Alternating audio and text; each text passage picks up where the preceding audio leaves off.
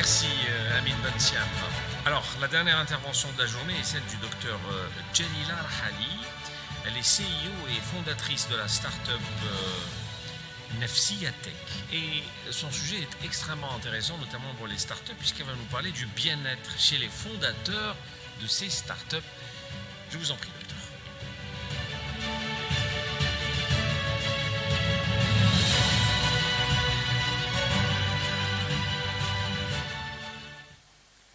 Alors, salam alaikum, Azul, bonsoir. Je sais très bien que il se fait tard. Je suis la dernière.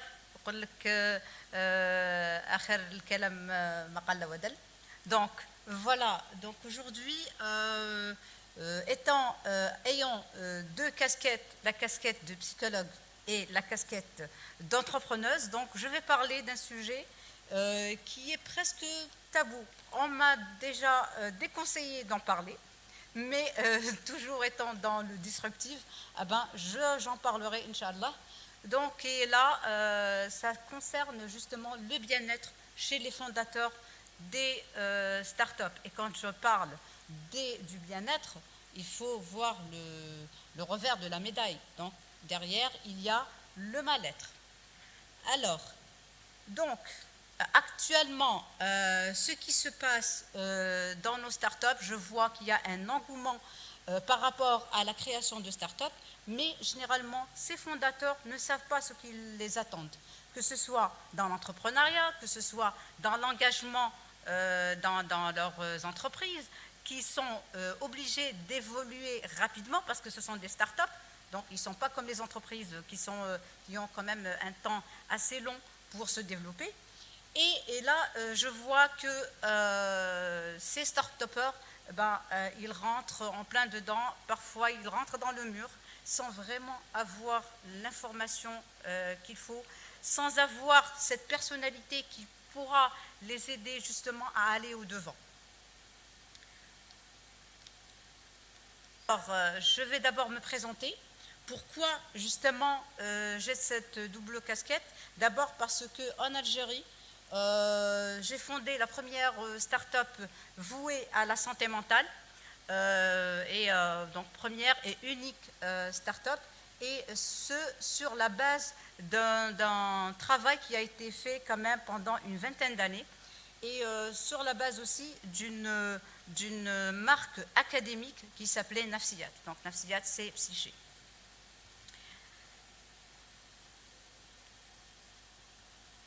Alors, ayant aussi travaillé pendant 17 années à Sonelgaz, donc comme sélectionneuse et évaluatrice, donc ça m'a permis aussi d'avoir une expérience sur le profiling, donc de voir un petit peu si la personne peut vraiment faire un métier ou pas.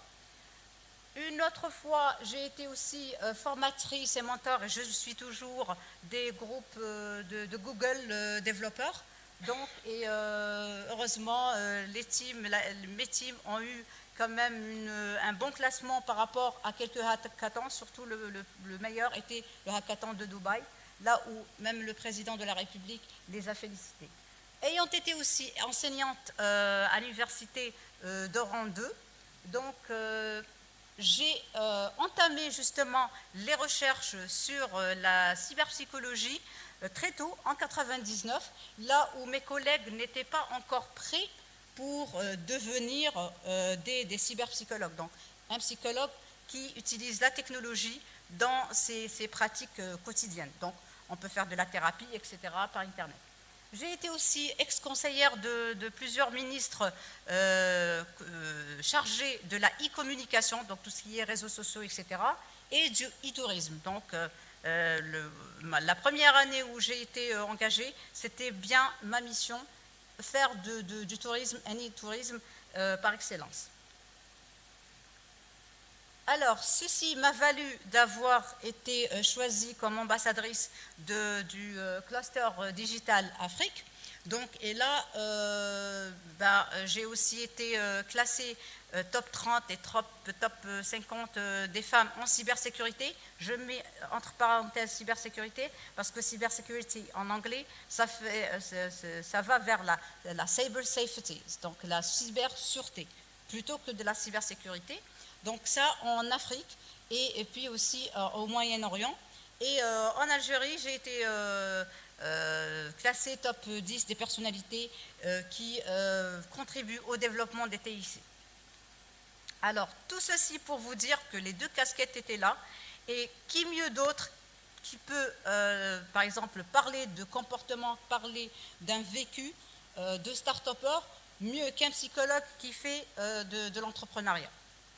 Et donc, actuellement, ce que je fais, ce que ma start-up Nafsia Tech fait, c'est aussi accompagner ces start-upers pour avoir la résilience qu'il faut pour ne pas échouer, parce que quand même on sait que 90% des start-up échouent, et l'un des facteurs de cet échec, c'est bien que la personne qui gère, la personne qui est fondatrice de la start-up ne puisse pas justement gérer ce stress, cette charge mentale, et aussi gérer les humains, gérer la RH de sa start-up. Alors, à la première année de cette fondation, j'ai fondé cette start-up le 26 août dernier, en 2020. Donc, directement, on a eu quand même des prix. ARAC Algérie comme étant les lauréats du premier prix, puis en Afrique, par rapport au Challenge App Africa, donc qui a quand même classé 1500 projets en Afrique. Donc on a été parmi les 10 premiers par rapport à ça. Donc là, la problématique qui se pose.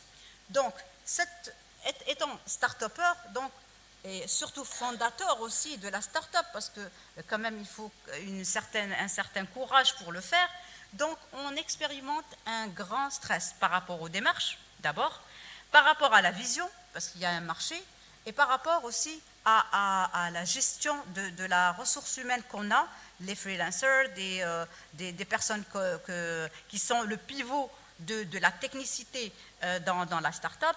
Donc tout ça nous met vraiment dans le stress. L'entrepreneur, d'un autre côté, l'entrepreneuriat, c'est peut-être le métier le plus stressant du monde, parce que quand même, on n'a pas seulement de la ressource humaine à gérer, mais aussi des finances, donc de l'argent qui, parfois, après une faillite, on peut avoir vraiment, c'est-à-dire de gros problèmes psychologiques. Et j'en ai vu, beaucoup d'entrepreneurs tombent dans la dépression, parce que justement ils font faillite et ils n'ont pas cette résilience, ils n'ont pas appris à être résilients, et directement ce sont les cabinets de psychologues ou de psychiatres.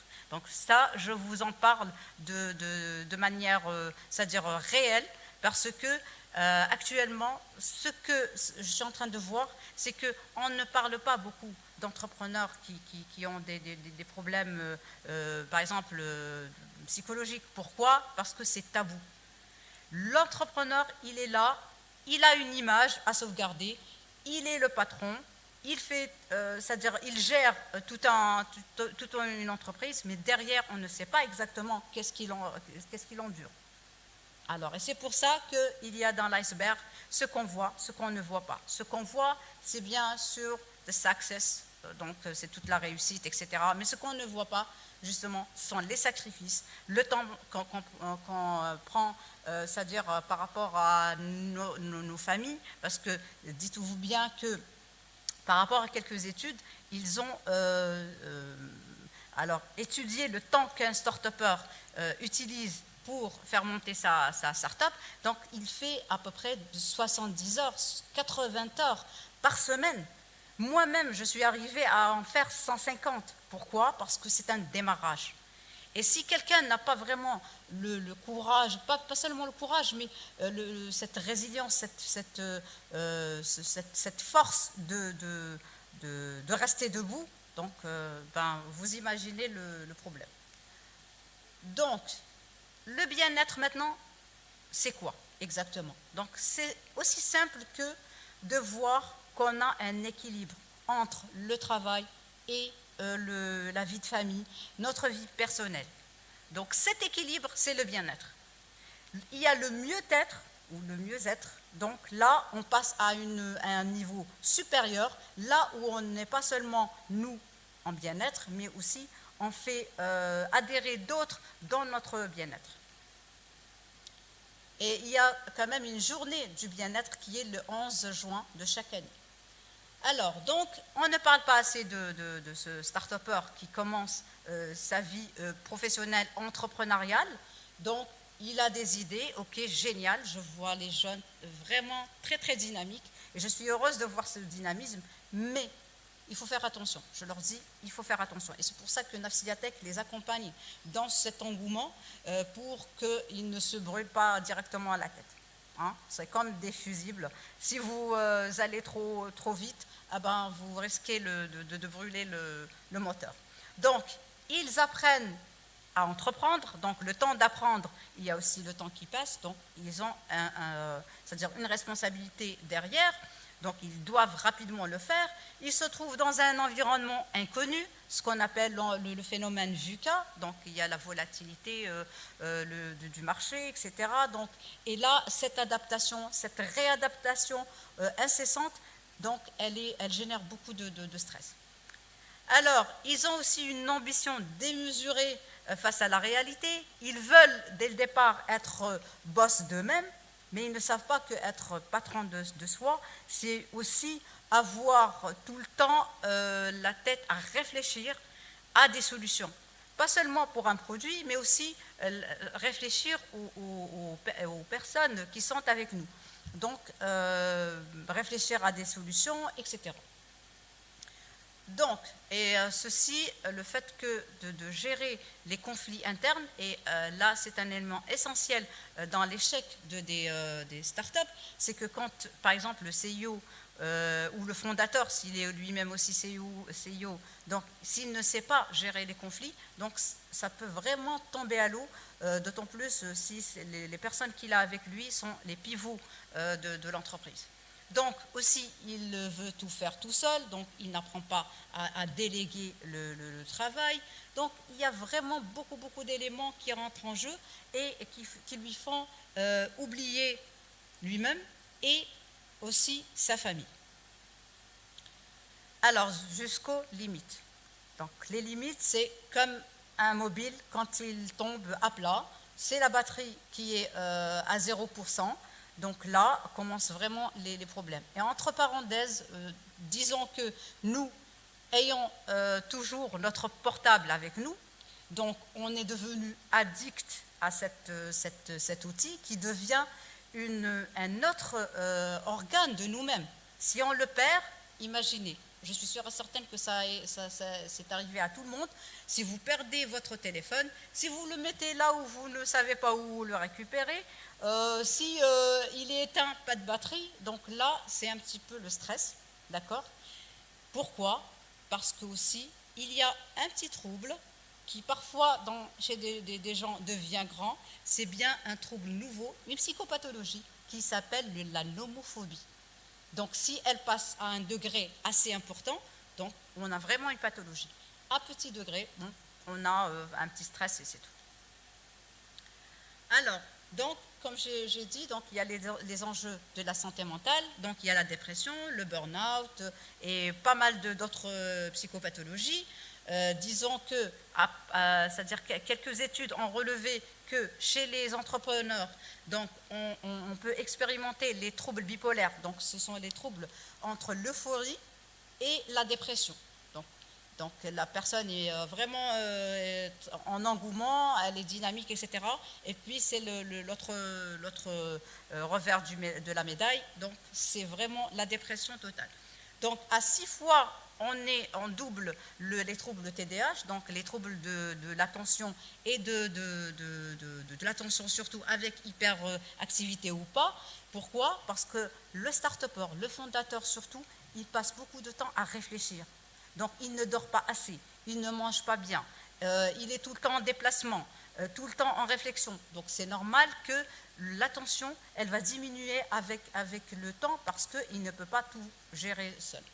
Alors, 3 fois est le nombre qu'expérimentent les entrepreneurs, les start-upers en abus d'alcool, de la cigarette, de la drogue. Pourquoi? Parce qu'à un moment donné, quand il y a le stress, on est obligé de passer à autre chose pour un petit peu essayer d'équilibrer. Mais ce n'est pas ça. Quand il dévie à ça, ce n'est plus une adaptation, c'est vraiment, c'est-à-dire tomber dans le trouble lui-même. Donc, on a aussi les entrepreneurs ou les start-upers peuvent entrer en dépression à 2 fois plus que les autres. Donc là, ce sont vraiment des éléments à prendre en considération si on veut vraiment que le start-upper soit, c'est-à-dire crée, innove, mais ne perd pas, c'est-à-dire sa santé physique, parce que le mental est toujours relié au physique. Donc, s'il n'est pas bien mentalement, obligatoirement, ce sont des coliques gastriques, des maux de tête, etc. Et j'en passe. Alors, comment retrouver le bien-être? Donc, je vais citer 6 points. 6 points. Le premier de ces points-là, donc, c'est bien de s'aimer. Je suis sûre et certaine que pas beaucoup d'entre vous ont entendu ça, s'aimer, parce que généralement, on aime les autres plus que nous-mêmes. Mais s'aimer, c'est justement se faire plaisir. Comment? Parce qu'il y a aussi l'amour, l'affection, qui sont quand même exprimés par la tendresse. Et quand je dis amour, donc c'est le conjoint, c'est les enfants, c'est nos amis, etc. Donc, une étude justement américaine de Harvard avait, c'est-à-dire comme résultat, après une étude de 100 couples pendant 80 ans, ils ont étudié ces couples-là, ils avaient vu que le bien-être est relié directement, pas à l'argent, pas autre chose, mais avec la qualité de la relation. Donc, c'était l'affection et l'amour. Deuxièmement, donc, trop donner. Attention, parce que là, quand on donne trop, l'estime de soi se voit, c'est-à-dire impactée.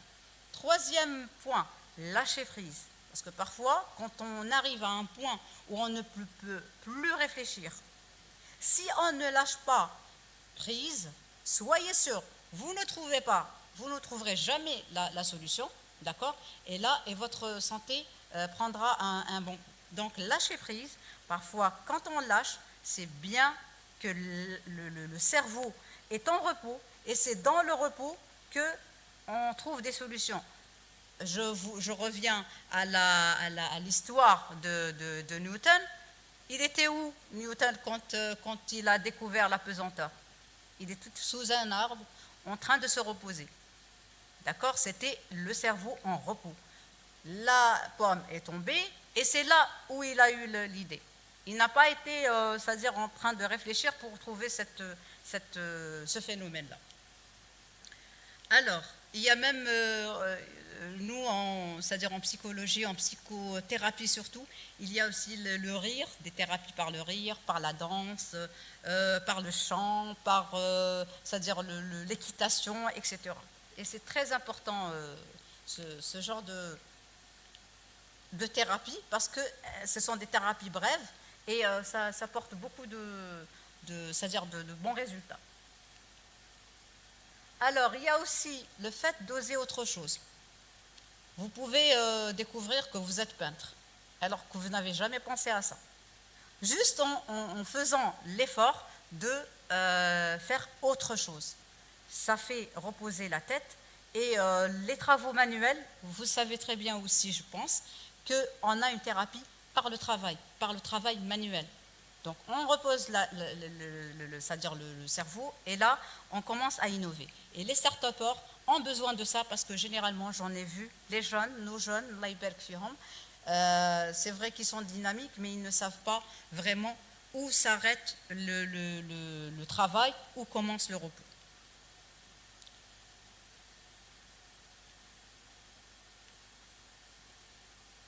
Et donc là, j'oriente votre attention sur 2 manières de faire pour justement retrouver ses capacités à innover, à créer.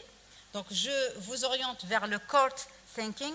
Donc ça, ce sont les 6 chapeaux pour pouvoir retrouver sa capacité à créer, innover. Et je vous renvoie vers les Thinkers Case. Donc, ce sont des clés pour retrouver aussi votre créativité. Pourquoi? Parce que justement, il y a des techniques, des petites techniques qui font que vous pouvez penser à un produit de manière disruptive, là où personne n'y a pensé, juste en faisant ces petits jeux, en entrant dans ces petites techniques, et qui font vraiment quelque chose de magnifique. Et les Anglais, les Américains utilisent beaucoup ces techniques, hein, justement pour créer de nouveaux outils technologiques. Et 6e point, justement, c'est l'accompagnement. Je dis toujours aux start-upers, aux fondateurs, d'être accompagnés par des mentors, par des experts, juste demander l'avis des autres, ne pas rester dans cette optique où il faut faire tout seul, mais il y a toujours, c'est-à-dire des personnes qui sont là, qui le font bénévolement pour notre jeunesse. Donc voilà, je vous remercie pour votre attention. Merci.